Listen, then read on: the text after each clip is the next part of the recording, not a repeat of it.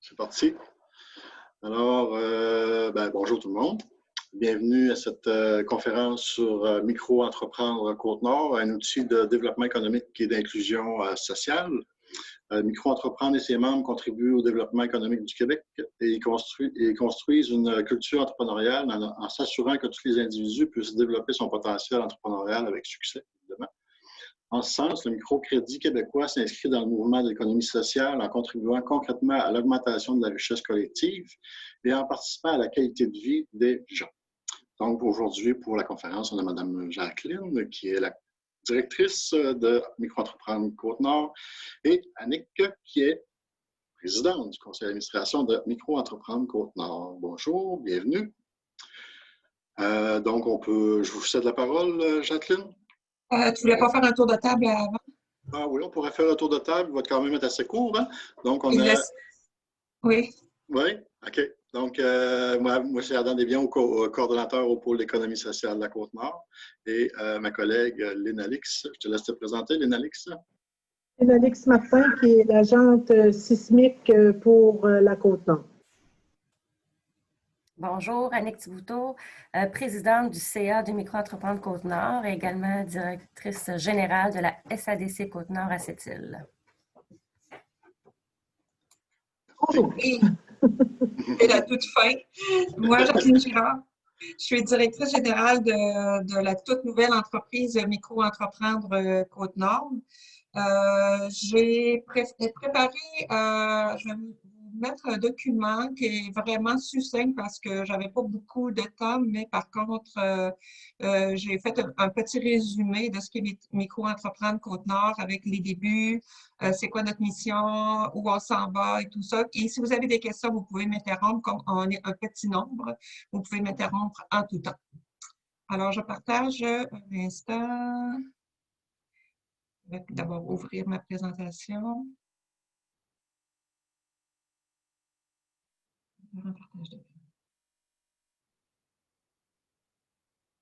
Bon, est-ce que tout le monde le voit? Oui? OK. Alors, Micro-entreprendre Côte-Nord. Je n'ai pas mis le logo sur toutes les feuilles. Je m'en excuse, mais c'était pour alléger, en fait, le texte. Tu pourrais, excuse-moi, tu pourrais faire plein écran si tu veux, parce que là, on voit tout ton... Bon. OK, mon plein écran. Attends. Ouais, d'habitude, il est dans le bas, je pense, pas panoramique, là, mais... Oui, je sais, mais là, c'est rendu en haut, un peu, parce que là, c'est en haut. Parce que là, je suis ouverte. Mettre, non. Contrôle, distance, non. En tout cas, je ne le vois pas, le plus. C'est pas grave, écoute, c'est correct. Ouais, ben c'est ça. On va y aller comme ça, si ça ne vous dérange pas trop.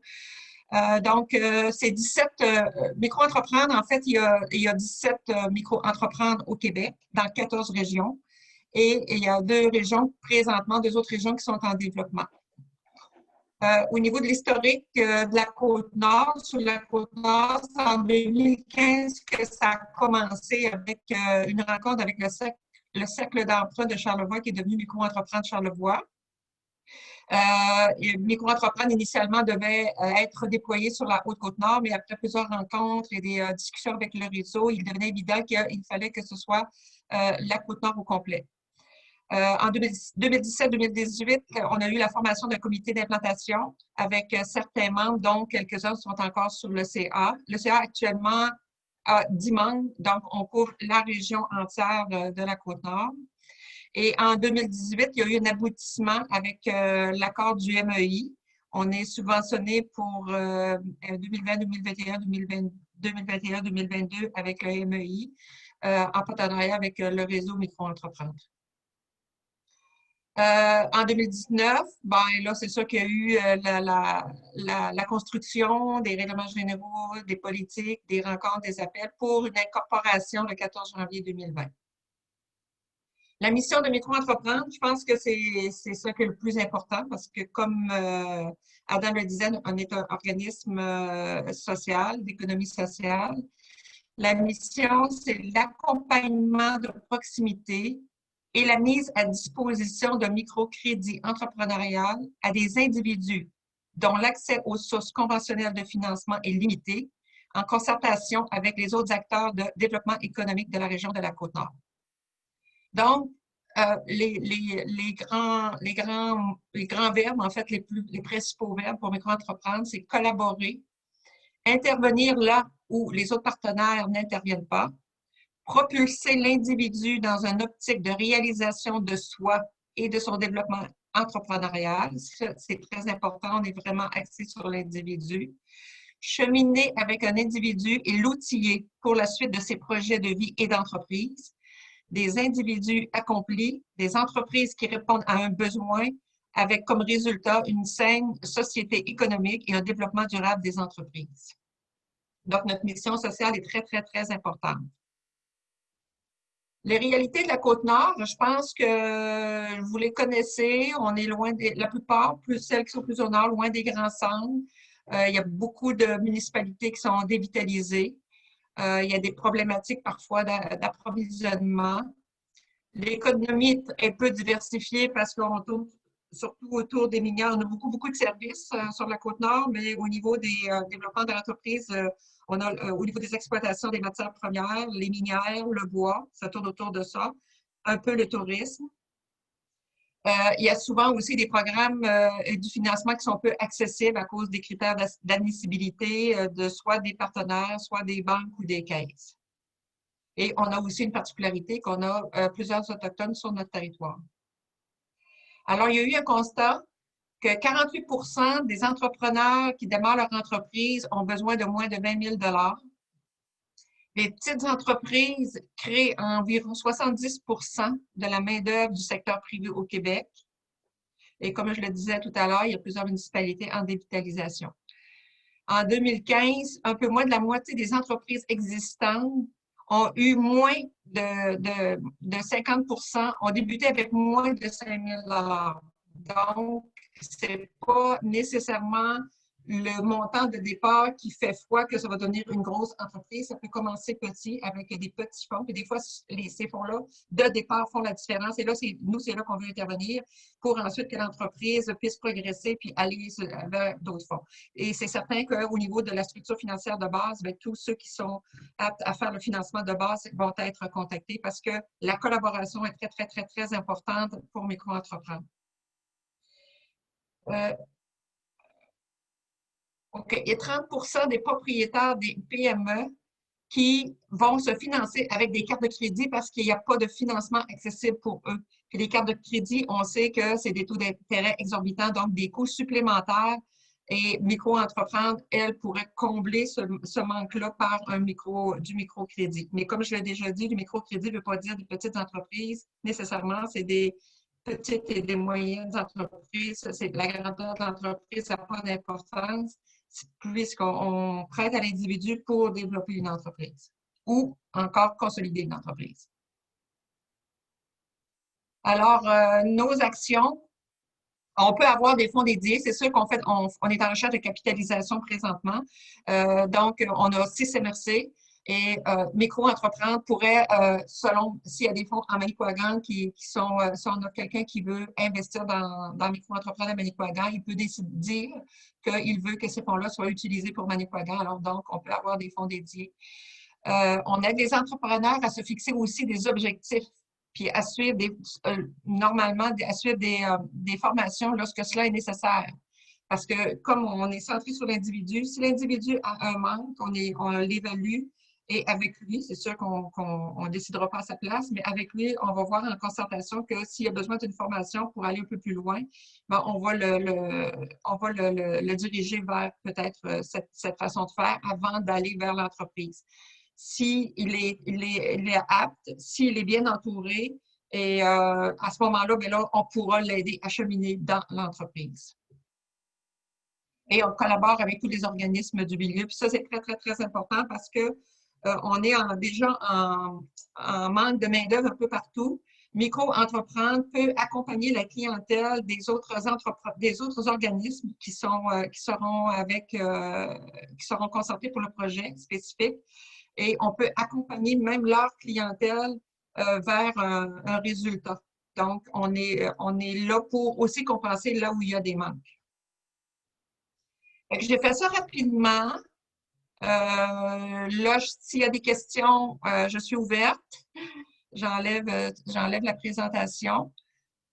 C'est certain que l'individu est à la base de nous, de micro-entreprendre.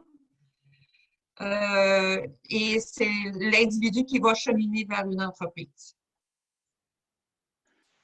On a beaucoup de collaborateurs, comme on disait tout à l'heure, micro-entrepreneurs. Oui, vas-y, ben on a beaucoup de collaboration au niveau de, comme la Fondation McDonald, la Ruche, qu'on a eu une conférence tout à l'heure ce matin, qui vont beaucoup collaborer avec Micro-entreprendre pour faire du référencement et faire de l'accompagnement pour la capitalisation, c'est-à-dire pour investir, aider un entrepreneur à investir dans son entreprise. Et vous savez, la Ruche, c'est comme nous autres de recherche communautaire, de fonds communautaires. Donc, c'est des dons, en fait, c'est gratuit. Mais tout ça, par contre, doit être structuré avec Micro-entreprendre et d'autres organismes là, sous forme de prêts. De prêts avantageux, par contre, les taux d'intérêt sont moins élevés quoique les taux d'intérêt présentement sur le marché sont très bas. Mais éventuellement, les taux d'intérêt, c'est oui, il faut être rentabilisé, micro-entreprendre, mais notre objectif, c'est vraiment d'aider l'individu, les entreprises et en fait la société. Est-ce que vous avez des questions? Moi, j'irais avec une question d'ordre plus peut-être technique, dans le fond. Oui. Disons qu'on a un groupe qui est peu importe l'endroit sur le territoire de la Côte-Nord, on a un groupe de personnes qui désirent partir. Bon, ils ont une idée d'entreprise. Évidemment, il manque de fonds. Comment ça fonctionne? Est-ce qu'ils te contactent? Y a-t-il un processus établi? On est-tu rendu là avec Micro-entreprendre Côte-Nord? Ben oui, on est pratiquement rendu là avec Micro-entreprendre parce que c'est sûr qu'ils doivent nous contacter. Il y a déjà des documents qui sont prêts, comme la recevabilité de l'entrepreneur, l'étude, en fait, le secteur, l'entrepreneur, tout ça va être évalué au départ, mais avec l'entrepreneur. Ce ne sera pas une évaluation indépendante. C'est que ça sera un face-à-face comme on est là, toi et moi. Si c'est à l'extérieur, ce sera sous forme de Zoom. C'est sûr qu'au départ, on va donner peut-être un genre d'alignement, cheminement, selon les besoins qu'on détecte chez la personne, mais après, il va y avoir un suivi.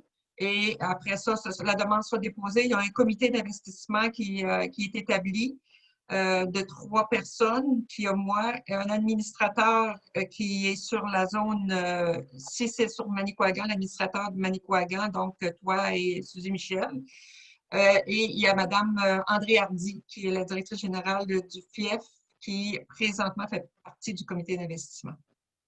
Donc, une fois le client rencontré, tous les critères, on sait qu'analyser un projet, c'est pas une question de 24 heures. Là, ça prend quand même un bon 30 heures à faire analyser, cheminer un projet. Ensuite, ben, il est recommandé. Moi, je l'emmène au comité d'investissement. On fait le comité d'investissement et on débat du projet là, qui est sur la table. Par contre, il y a des choses qui ne sont pas encore établies. C'est sûr qu'on est une nouvelle entreprise. C'est qu'il y a d'autres micro-entrepreneurs qui, eux, c'est le promoteur qui va débattre de son projet au comité d'investissement. Ça, c'est quelque chose que j'envisageais aussi, peut-être pas en première phase, par contre, mais on discute du projet. Ensuite, on fait rentrer le promoteur qui vient expliquer puis valider. Moi, je trouve que c'est une application. Au début, je me disais non, mais après, j'ai des micro-entrepreneurs, en tout cas, que c'est vraiment de cette façon qu'ils font, eux. C'est le promoteur qui vient présenter son projet au comité d'investissement. Est-ce que ça répond à ta question? Oui, ça répond à ma question, oui. Puis, je sais également, ben, c'est sûr que j'ai des informations privilégiées, mais je sais évidemment que tu as aussi reçu, assisté à une formation sur l'analyse des projets en économie sociale, sur les critères d'économie sociale. Peux-tu nous en dire plus sur ce sujet? Bien, moi, j'étais vraiment très, très, très contente d'avoir suivi cette formation. En fait, c'est analyse des entreprises d'économie sociale. Puis, ça m'a vraiment confortée dans la mission de micro-entreprendre comme étant vraiment qui répond aux besoins. Parce qu'en économie sociale, il faut répondre à un besoin. Et il y a un besoin criant pour ces entrepreneurs-là ou ces gens-là qui ont des idées d'entreprise qui sont un peu laissés pour compte. Parce que soit ils n'ont pas d'expertise, ils n'ont pas d'argent, ils n'ont pas d'issue, ils n'ont pas ils n'ont pas d'actifs. Puis ces gens-là, souvent, moi, je le sais pour avoir, parce que je proviens de la SADC, je ne sais pas si tout le monde le sait, j'ai été presque 16 ans conseillère aux entreprises. Puis j'avais déjà eu un entrepreneur à Bergeron qui avait développé un prototype dans son sous-sol de ski hors piste. C'est sûr que des skis, il y en a beaucoup. Puis, il n'était pas capable d'aller de l'avant. Nous, on n'a pas pu y aller pour X raisons. Puis finalement, le monsieur, il a déménagé au Bas-Saint-Laurent. Il y a une grosse usine de fabrication de ski dans ce coin-là. Là. Puis ils ont acheté le prototype, en fait, puis ils l'ont mis sur le marché. Fait que c'est pour vous dire que souvent, il y a des idées géniales d'entreprises qui vont commencer au sous-sol ou dans le garage. Puis ces gens-là n'ont pas de moyens pour aller plus loin. Mais des fois, c'est pas nécessairement tous des ingénieurs, mais des fois, ils ont des idées de génie. Là. Des fois, c'est comme ça que ça commence aussi, l'entrepreneuriat. Mais micro-entreprendre, il cadre facilement. J'ai aussi assisté à la formation sur les obligations communautaires, que là, je suis en train de cheminer là-dedans. Ça, je trouve que c'est une belle avenue pour faire du financement, du socio-financement. On est en train de préparer plein de choses. Là, on est en train aussi, j'ai une adjointe administrative qui travaille, qui est en train de compléter le formulaire pour être organisme de charité. On a plein de choses qu'on lance parce qu'on n'a pas le choix de tout mener de front parce qu'on commence et la fin d'année arrive vite. Là, le 31 mars, c'est bientôt. Donc, c'est ça, on met beaucoup de choses de front. On n'a pas le choix. OK. Merci, Jacqueline. Annick, tu veux-tu nous dire un mot? Tu es présidente du conseil d'administration depuis janvier. Ouais. Donc, tu veux nous dire un mot là-dessus? Bien, en fait, un mot. Moi, je pense qu'il y a une nécessité pour micro-entreprendre sur le territoire, absolument. Je trouve ça extraordinaire que maintenant, les gens ont accès à du microcrédit sur la Côte-Nord. Ça faisait longtemps qu'on sentait qu'il y avait un besoin à ce niveau-là. Là, maintenant, c'est là. Alors, tous les partenaires ensemble, accompagnons micro-entreprendre à se déployer, à prendre la place qui lui est due, qui lui revient sur le territoire. Parce que oui, il y a des besoins. Puis comme Jacqueline le disait, c'est pas nécessairement tous des grands projets. Un petit projet en est un grand en soi. Alors, ensemble, collaborons à faire naître puis micro-entreprendre déploie ses ailes. Il y a vraiment un besoin. Puis, écoute, je suis bien contente de faire partie de cet organisme-là. Jacqueline à la barre, je pense que c'était la personne en place que ça prenait. Elle est dédiée, elle a les valeurs de micro-entreprendre tatouées. Moi, je pense que la base de l'organisation est solide. Mais maintenant, là, travaillons ensemble, puis faisons-le connaître, puis orientons les gens dans le besoin vers cet organisme-là. Je veux juste rajouter à Annick, vraiment, j'ai un conseil d'administration génial. Annick a beaucoup travaillé aussi pour la formation du conseil d'administration. Et tout le monde a un bagage incroyable. Je suis comme bénie des dieux. Des fois, je me dis, là, j'ai 10 personnes avec dans des secteurs particuliers. Chacun a sa force. Puis ça, mon conseil d'administration, je le vends à micro-entreprendre réseau. Je dis, oh, je suis vraiment chanceuse d'avoir des gens comme ça autour de moi. Puis la difficulté aussi dans tout ça, c'est que le territoire, vous le connaissez, il est absolument immense. Il y a des communautés autochtones, des communautés anglophones. Il n'y a pas de route sur les 2 tiers du territoire. Alors, c'est une difficulté immense et les besoins sont tellement grands puis ils sont là. Puis il y a plein d'opportunités aussi. Fait que moi, je pense qu'une force qu'on peut avoir tout le monde ensemble, c'est justement collaborons, travaillons ensemble, soyons partenaires tout le monde de ce projet-là. Il faut faire naître d'autres idées et des projets là, sur notre territoire. Oui, puis en plus, on a beaucoup de... Évidemment, plus on est plus dans les ressources naturelles et tout ça, dans la grande entreprise, bien, ça fait qu'il y a de la place pour plein de projets qui vont diversifier. Fait qu'on a tout à bâtir, dans le fond. Fait qu'on peut se laisser aller dans les idées, puis on peut rêver en masse notre Côte-Nord. Absolument. J'aime ça, tout à bâtir, effectivement. En tout cas, moi, de mon côté, excuse-moi, Ben. Vas-y, Aline. Je disais que moi, de mon côté, avec Sismic, qui est un processus pour faire émerger des idées de coopératives, d'OBNL, il va de soi que si on peut réussir à sortir une cohorte ou au moins à accompagner un ou deux projets à prendre vie, c'est sûr que nous, on va les accompagner pour qu'ils puissent déterminer leur modèle d'affaires. On va leur montrer le marketing. On va parler de marketing, de gouvernance et tout ça. Mais quand on va aborder le sujet du financement, il va de soi qu'on doit, avec micro-entreprise, on va essayer d'être le plus que notre maillage, que j'allais dire, soit serré pour qu'on puisse vous référer des choses intéressantes, là, puis que ça corresponde bien aux projets qui vont aller dans ce que nous, on appelle la propulsion. Donc, c'est sûr que de savoir que vous existez, que vous êtes là, que vous êtes ouvert aux entreprises d'économie sociale, ça va de soi qu'on va devenir des partenaires privilégiés. Là. Génial. Merci. Merci, Léna-Alix. Donc, sur ce, moi, je n'avais pas d'autres questions. Avez-vous d'autres choses? Est-ce que vous voudriez ajouter autre chose? Ou ça va?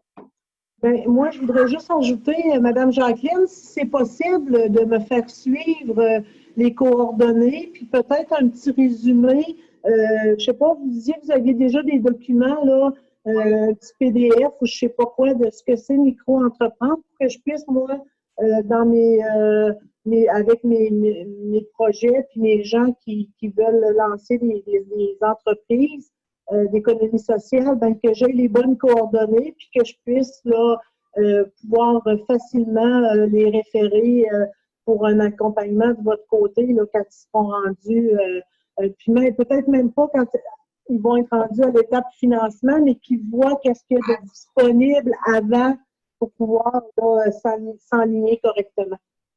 Excellent. Ben, j'ai une présentation PowerPoint que je vous ferai parvenir et également là, notre page Facebook est toute fraîche. Là, je vais probablement envoyer à tout le monde, en fait, tous les membres du conseil d'administration, Adam va l'avoir, les liens. C'est sûr qu'elle commence, c'est pas beaucoup de choses, mais éventuellement, les renseignements seront, on va l'alimenter, mon adjoint administratif va l'alimenter toutes les semaines. Bon, oui, c'est sûr que si on a un projet à accompagner, à ce moment-là, ce sera plus facile de vous référer le groupe de personnes ou les 2-3 personnes qui sont à la base du projet d'entreprise. Mais si on réussit à avoir une cohorte à plus d'un projet, ben à ce moment-là, ce serait peut-être aussi intéressant de pouvoir faire, en espérant qu'un jour on ne sera plus en Zoom, là, mais qu'au moins ils puissent avoir accès tout le monde ensemble, puis que vous puissiez là, donner une petite séance d'information comme on a eu ce midi pour qu'ils puissent vous connaître puis voir c'est quoi les démarches puis que ce soit plus facilitant pour eux autres. Mais si on y va aussi au cas par cas, un par un, là, on validera ensemble qu'est-ce qui est le mieux pour les gens qui seront inscrits là, à Sismic pour qu'ils puissent continuer avec votre organisation. Écoutez, tout à fait. Je suis ouverte vraiment à toutes les formules. Si vous avez un questionnement, vous m'appelez, puis moi, je rappelle normalement dans la même journée. Là. Mais merci beaucoup merci de votre collaboration. Mais ça m'intéresse de collaborer avec vous. Parfait. Donc, sur ce, ben, merci beaucoup. Merci beaucoup de cette présentation-là. Comme je disais, elle est enregistrée, donc je vais pouvoir la faire suivre aux participants qui étaient supposés être là ce midi, afin qu'ils puissent connaître la micro-entreprendre. Je vais la mettre également sur, peut-être sur le nouveau YouTube du pôle économie sociale. Donc, on pourra la partager sur notre page Facebook d'économie sociale pour que les gens puissent en apprendre davantage. Puis, tu veux nous laisser tes coordonnées, Jacqueline, peut-être, si les gens qui écoutent, qui veulent te contacter? Oui, je vais laisser le numéro de téléphone qui est 88 617 38 11. Je ne sais pas si je pense que j'avais sur ma dernière présentation. Ce que je vais faire, toi, tu as les coordonnées de tous les gens qui sont là présentement. Ouais. Moi, à la suite à la fin de cette conférence, je vais envoyer toutes mes coordonnées peut-être par email. Parfait. Super. Un écrit vaut, vaut mieux que. C'est bon. Merci, Adam. Parfait. Donc, merci beaucoup pour ce midi-conférence. Merci tout le monde. Merci, Merci à toi. à la prochaine. À bientôt. Bye bye tout le monde. Bye bye. À bientôt. Bye.